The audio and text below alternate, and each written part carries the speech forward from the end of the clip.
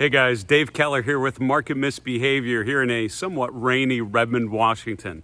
Does the market have bad breath? Well, not quite yet, but signs are starting to tell us that we may be nearing that fact. Today we're going to look at 3 different market breadth indicators, how they're still okay, but what would tell us that the breadth conditions are getting concerningly negative. Before we get to those breadth charts and those implications, here's one more thing I wanted to tell you about. I spent many years earlier in my career working for large financial institutions. And when I left the institutional world, I remember thinking, what am I going to do to replace these big, expensive, but powerful institutional investing platforms that I've had access to this whole time? There is an option now for individual investors and financial advisors, and it's called Koifin. Koifin really combines some of those great capabilities of the big, expensive institutional platforms, along with some capabilities really optimized for financial advisors and high net worth individuals, and puts it in a very low cost, underpriced package on a web-based platform compared to the possibilities that you can achieve by using said platform. One of the features I love to use on Koifin are the ETF holdings. You can take an ETF, you can, like the QQQ, you can look at the biggest weightings, you can look at weightings by sector, you can run some basic attribution analysis. So for ETFs that you own or that you're considering owning, doing the due diligence of really understanding the exposures you're going to get is super important and super powerful for your portfolio. If you go to marketmisbehavior.com/Koifin, you can get 10% off any new membership. I hope you will check it out, and I hope you will find it as meaningful and powerful and impactful as I have found myself. Now let's get back to the charts. All right, let's get to the question. Does the market have bad breadth? Not quite yet. I would say overall the breadth conditions still remain pretty strong, but let's look at 3 market breadth indicators and what they're telling us now here in early October of 2024. This first chart really helps us tell the story of why we look at market breadth at all, right? In a healthy bull market phase, breadth indicators tend to improve, and the reason is this. As the indexes go higher, the indexes like the S&P or the NASDAQ are comprised of hundreds of individual stocks. And if those stocks are moving higher, the breadth conditions are strong, regardless of how we're measuring it. That's a pretty consistent outcome of market breadth indicators. It makes sense that as the S&P 500 is making new highs, that individual stocks would be making new 52-week highs as well. And we can see that on the chart here, right? The green bars represent new 52-week highs in the S&P 500 using the bottom panel, and the New York Stock Exchange, the second panel from the bottom. The red bars represent new 52-week lows. So when you have the market in a primary uptrend, you rarely have a lot of new 52-week lows because most stocks are kind of following the trend in the overall market. What happens a lot at the end of a bull market phase, right? When the bull market is getting more to an exhaustion point, is you'll start to get a divergence where the markets are making new highs, but the breadth indicators start to slope downwards. And that may be what we're starting to see on this chart over the last couple weeks. Note, as the S&P has made new all-time highs, closing above 5,700 for the first time over the last couple weeks, less and less new 52-week highs. You're just starting to see a handful of new 52-week lows on the New York Stock Exchange. Not a whole lot just yet. What happens a lot of times is as the benchmarks sort of continue higher toward the end of the bull market phase, less and less stocks are actually making new 52-week highs of their own. Some stocks that are already selling off start to make new 52-week lows. As a result, the whole indicator starts to rotate lower, and eventually you get new lows outnumbering new highs. And that's where this top sort of indicator panel would sort of show readings below zero. You can see on the far left side of the screen, which is sort of beginning of the fourth quarter of 2023 in October, you can see way more new lows than new highs. This is when the market was in a pullback phase before rallying in November and December. And so you had a lot of stocks making new 52-week lows, very few stocks making new 52-week highs. That's pretty common in a bear market phase. So in a bull market phase, you see a lot of new 52-week highs. We've seen that through Q3. And now as we begin Q4, the question is, will you continue to see an expansion in new 52-week highs? The trend over the last couple of weeks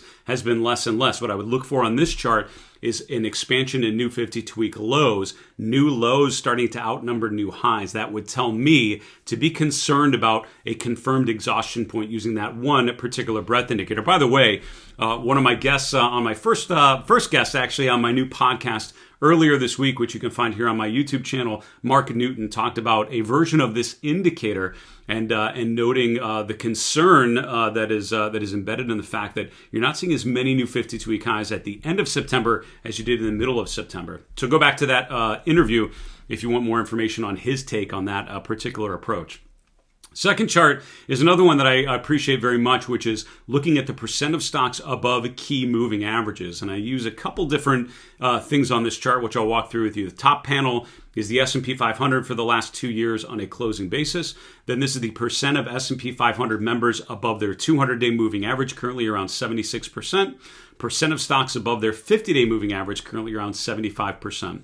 The first one, which is the percent above their 200-day, I really use this as more of a long-term breadth indicator. And I have a horizontal line right at the 50% level. That's pretty much what I use here, because I've found in extended bull market phases like we've been in, certainly in 2024, as the primary trend has been generally positive, most stocks remain above their 200-day moving average. And until you have stocks breaking their 200-day, any sort of noise that you see in the market, any sort of pullback is probably a pullback within a constructive bull market phase. It's one of the things that kept us pretty constructive on stocks in April and in August. Even though you have a pullback in the S&P, these long-term breadth indicators remain quite positive. You still had about 65 to 70% of S&P members remaining above their 200-day moving average. Until that breaks below 50%, and the last time that happened was in September of last year, that's when I think you need to be a little bit more concerned. But as long as we remain around current levels, the long-term breadth conditions are pretty constructive.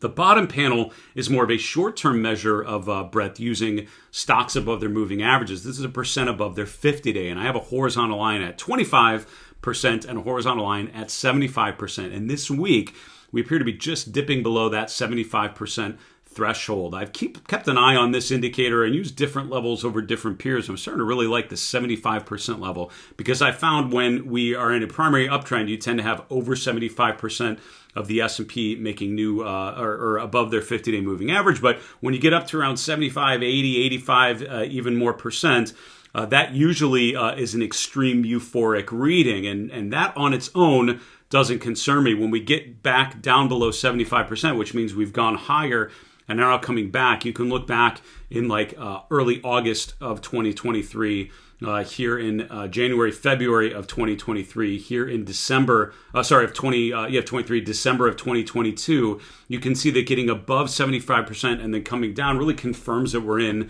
a pullback where you need to be cautious, or at least think about how to play that potential downside swing. Definitely did not work very well here in January. This is when the Magnificent Seven stocks were so strong that even though the breadth was declining in the short term, the strength in those names kept our indexes going higher. So we've had that most recently here in late August during this pullback phase. We saw that in mid-July, right around the peak, where we tipped just above 75% and then came back down. That may be the pattern we're observing here in the last couple days on this particular indicator. And again, not an end of the world indicator. The long-term breadth is still good, but the short-term breadth tells me to be prepared for an increased likelihood of a short-term pullback at least.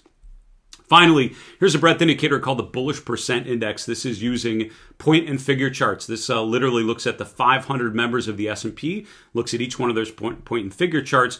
Are they most recently giving a bull signal or a bear signal for each of those individual charts? And this number is the percent of the S&P 500 charts that are most recently giving a buy signal based on the traditional point and figure methodology. So it's kind of using the breadth approaches in the previous two charts, but using point and figure patterns as the input as opposed to moving averages or just clear 52-week highs and lows.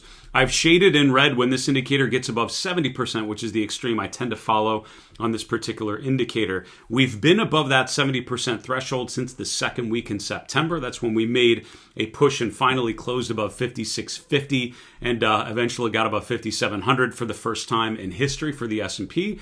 But you can see that the indicator did go above 70%. If you look to the left on the chart over the last couple of years, you can see what has tended to happen when we get above 70%, which usually means we're in the later stages of that bull phase. And then look particularly what happens when we come below that 70% level. Same thing as the previous chart. January gave some false sell signals with a lot of these because, again, the Magnificent Seven stocks were so strong, it kept the benchmarks, I would say, artificially strong relative to the weakness that we observed breadth-wise. But all the other observations, you can see a pullback has happened after we come out of that, or at least is confirmed after we come out of that 70% range. At this point, we're around 78, 79%, so still in pretty good shape. But this is one of those charts that I love to watch right around this time, because as long as we remain about 70%, this is still constructive price behavior with most point and figure charts in a primary uptrend. But if and when it breaks below 70%, that's where I start to reevaluate the sustainability of whatever bull phase I'm observing on the charts. So, does the market have bad breath? Those are 3 examples to share with you. If you like this sort of thinking about technical analysis, learning how to use breadth indicators and improve your own decision making, make sure you go to marketmisbehavior.com, click on the upper right corner to become a member, or just scan the QR code you see on your screen. I love helping individual investors, financial advisors, and anyone else who's actively investing to improve their decision making using the best practices of technical analysis. So make sure you check it out. For Market Misbehavior, I'm Dave Keller, and remember, it's always a good time to own good charts. Have a great one.